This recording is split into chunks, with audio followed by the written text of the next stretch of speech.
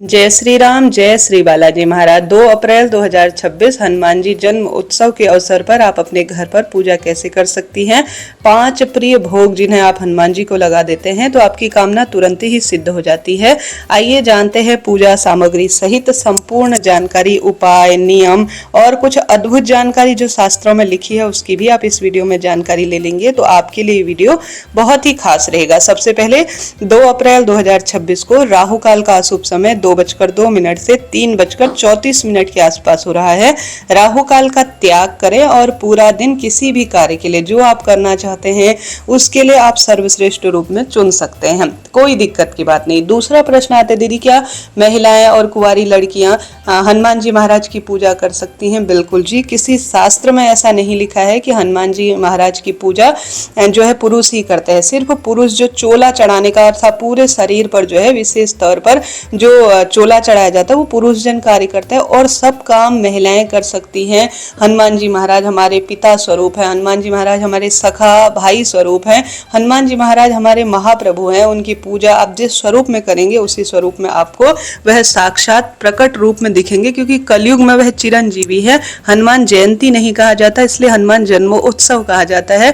हनुमान जी इस कलयुग में कलिकाल में सबसे ज्यादा महादेव के 11वें रुद्रावतार के रूप में हमारे आसपास है। तो कमेंट्स में जय श्री राम, जय श्री बालाजी महाराज जरूर लिख दीजिए। सबसे पहले पूजा सामग्री, ज्यादा कुछ विशेष नहीं, मात्र 5 चीजों का भोग आपका जीवन और आपके जो है सभी कष्टों से मुक्ति दिलाने में सहायक होगा। तो वह 5 भोग आप अपने घर के मंदिर में लगा सकते हैं या किसी हनुमत मंदिर में भी आप लगा सकते हैं। सबसे पहले 5 भोग में आता है मीठा रोट, जो कि आप अपने हाथ से बना सकते हैं। गुड़ चना बड़ी आसानी से मिल जाता है, इसका भोग आप हनुमान मंदिर में लगवा सकते हैं। बूंदी के लड्डू हनुमान जी को बहुत प्रिय है। पान का बीड़ा हनुमान जी को बहुत प्रिय है, यह संकट कष्ट से मुक्ति करता है। और गोला नारियल का भोग हनुमान जी महाराज को बहुत प्रिय है। किसी मंदिर में समर्पित करवाते हैं या घर पर इसे भोग स्वरूप समर्पित करते हैं तो यह लाभ देता है। इमरती का भोग सब कामना सिद्धि के लिए जाना जाता है। केला, वानर राज को केला बहुत प्रिय है। तो इन 5 भोग को आपको अपने घर के मंदिर में या किसी हनुमान जी के मंदिर में अपनी कामना कहते हुए जरूर समर्पित करके आना है। तुलसी का पत्ता भी हनुमान जी महाराज को भोग में रखना उनके उदर पूर्ति के लिए कथा में वर्णित है, श्रेष्ठ माना जाता है। तो इन सामग्री को आप भोग प्रसाद में आप जरूर रखें। इसके साथ साथ हनुमान जी को बहुत प्रिय है अकव्वई अर्थात आंकड़े के पत्तों की माला, तुलसी के पत्तों की माला, पीपल के पत्तों की माला। 108 की संख्या में पीपल के पत्ते या इन पत्तों में से किसी एक माला का प्रबंध आप कर लेते हैं तो उत्तम है। जल का लोटा भोग तो हमने रख ही लिया, तुलसी पत्र रख लिया। इसके साथ ही हनुमान जी को केसरिया जो चंदन है वह अक्षत आप रखें।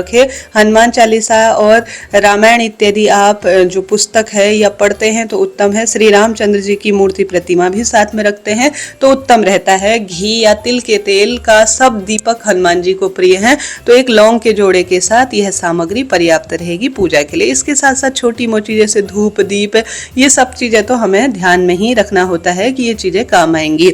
तो अपने घर के मंदिर में पूजा कैसे करनी है? सबसे पहले हनुमान जी की पूजा का सबसे अच्छा समय रहता है या तो ब्रह्म मुहूर्त में सुबह सुबह कर लीजिए या शाम को, ऐसी मान्यता है, शास्त्रों में ऐसा मैंने पढ़ा है। सुबह हनुमान जी महाराज पूर्ण रूप से जो हमारे श्री रामचंद्र जी हैं उनकी सेवा में तत्पर होते हैं। शाम को भक्तों की वह अर्जी सुनते हैं, तो शाम को अगर यह विशेष उपाय पूजा नियम के तहत आप करते हैं तो लाभ होता है। हालांकि पूरा दिन अपने आप में श्रेष्ठ आप कभी भी कर सकते हैं। इस दिन आप गंगाजल मिश्रित जल से स्नान करें। हनुमान जी के किसी सरल से मंत्र का आप जो है सबसे सरल मंत्र है जय श्री राम, जय श्री राम, जय श्री राम। राम नाम का जहाँ जाप होता है, जहाँ स्मरण होता है, वहाँ हनुमान जी स्वयं ही प्रकट हो जाते हैं।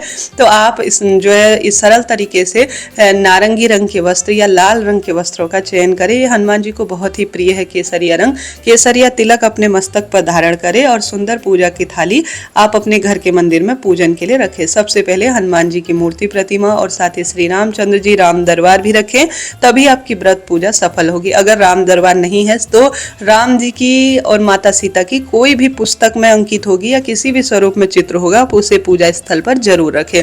कलश स्थापना आप करना चाहें तो कर सकते हैं, नहीं तो सामान्य एक जल का लोटा रखें। जल के लोटे के अंदर 1 रुपए का सिक्का रखें, थोड़ा सा अक्षत उसमें डालें, लाल फूल, लाल सिंदूर और सुपारी इत्यादि, ये 4-5 चीजें आप जो है कलश में डालें। उसके ऊपर एक चावल का पूर्ण पात्र रखकर बस गोल या घी जो लंबी बत्ती होती है, गोल बत्ती हनुमान जी के लिए श्रेष्ठ है, लौंग का जोड़ा डालकर दीप कलश स्थापित कर लेते हैं हनुमान जी महाराज की दाहिनी तरफ, तो यह पर्याप्त रहता है। इसके साथ ही अब आप सभी हनुमान जी की मूर्ति प्रतिमा पर जल के छींटे डालें। आप सभी जल के छींटे डालने के बाद हनुमान जी महाराज को रोली समर्पित करें। आप सिंदूर समर्पित करें, अक्षत समर्पित करें, यज्ञोपवीत समर्पित करें, साथ के साथ वस्त्रूपी कलावा समर्पित करें, लाल फूल इत्यादि समर्पित करें। उसके बाद दीप देवता आपने जोड़ ही लिए, दाहिने हाथ में पुष्प और अक्षत लेकर अपना नाम गोत्र बोले और संकल्प कहे कि हे हनुमान जी महाराज, हे शक्तिपुंज, मेरा नाम गोत्र, जो भी आपका नाम गोत्र है वह उच्चारित करें और कहे कि मैं आज हनुमान जन्म उत्सव का व्रत कर रही हूँ, या जो आप नियम लेना चाहते हैं। जैसे कई लोग 11 बार, 21 बार, 108 बार, 51 बार, 1100 बार हनुमान जी के मंत्रों का जाप या जो हनुमान चालीसा है या सुंदर कांड का पाठ का नियम लेते हैं, वो आप लीजिए। नहीं तो बस आप व्रत का नियम ले लीजिए, पूजा का नियम ले लीजिए कि मैं आज से हनुमान जी महाराज के सुंदर रूप में पूजित करने जा रही हूँ। आज के दिन का ही आप स्मरण कर लीजिए, आज मैं हनुमान जी के व्रत कर रही हूँ, इस व्रत को सफल बनाए कहते हुए हनुमान जी के श्री चरणों में ये सामग्री छोड़ दीजिए। बिना आसन के पूजा नहीं होगी, आसन का चुनाव करें, अपने मस्तक को ढक कर रखें, विधि विधान से इस तरह से पूजा करें, भोग प्रसाद समर्पित करें, जल का लोटा समर्पित करें और पूजा के अंत में जब विधि विधान से पूजा हो जाए आप यज्ञोपवीत जरूर समर्पित करें। गणपति गजानन यहाँ पर स्थापित करते हैं तो उत्तम है, नहीं तो आप गणेश जी महाराज आपके घर के मंदिर में स्थापित है तो उनका सिर्फ ध्यान कर लीजिएगा, ठीक है। इस तरह से विधि विधान से भोग प्रसाद समर्पित कर परिवार सहित पूजा के अंत में दूसरा एक कपूर और दीपक के साथ आरती कर सुंदर रूप में परिवार सहित हनुमान चालीसा या सुंदर कांड का पाठ करें। इस तरह से यह पूजा की जाती है जो कि अनंत गुना लाभ देती है। तो इस तरह से यह पूजा करनी है। पूजा के अंत में भूल चूक के लिए क्षमा प्रार्थी हूँ। यहाँ पर कुछ दक्षिणा रख दें। बाद में जब पूजा समाप्त हो जाए, हनुमान जी पूजा आपकी स्वीकार कर चुके होंगे, आधे घंटे के भीतर प्रसाद उठाकर आप भक्तों में वितरित कर दीजिए। दक्षिणा इत्यादि दूसरे दिन किसी हनुमान मंदिर में या हरा चारा गौ माता को या बालकों को, गरीब निर्धन जन को दान में दे सकते हैं। तो इस तरह से ये हनुमान जी की पूजा की मैंने आपको विधि बताई। कोई भी प्रश्न हो आप पूछ सकते हैं, आपका अपना चैनल है, सब प्रश्नों का उत्तर आप प्राप्त करेंगे। इस दिन उपाय के रूप में जैसे कि 108 आंकड़े के पत्ते की माला जय श्री राम लिखते हुए सिंदूर से किसी हनुमान मंदिर में उनके गले में धारण करवा देते हैं, या तुलसी की माला या पीपल के पत्तों की माला, तो तुरंत ही कोई भी ऐसा काम है ही नहीं जो हनुमान जी महाराज पूर्ण न कर पाए। तो आप हनुमान मंदिर में यह समर्पित कर आते हैं, या आप किसी हनुमान मंदिर में सरसों के तेल का दीपक या चमेली के तेल का दीपक लौंग के जोड़े के साथ पूरे दिन और रात्रि प्रज्वलित करवा देते हैं हनुमान जयंती के दिन, या आप स्वयं से प्रज्वलित कर आते हैं तो बहुत शुभ रहता है। अपने घर के मंदिर में आप विधि विधान से इस दिन हनुमान चालीसा चाहे तो 11 बार, 21 बार, 51 बार, जितनी बार आप जाप करना चाहते हैं कर सकते हैं, लाभ ही लाभ होता है। जल्द ही चैनल पर वीडियो आएगा उपाय इत्यादि की। अभी के लिए इतना ही। जय श्री राम।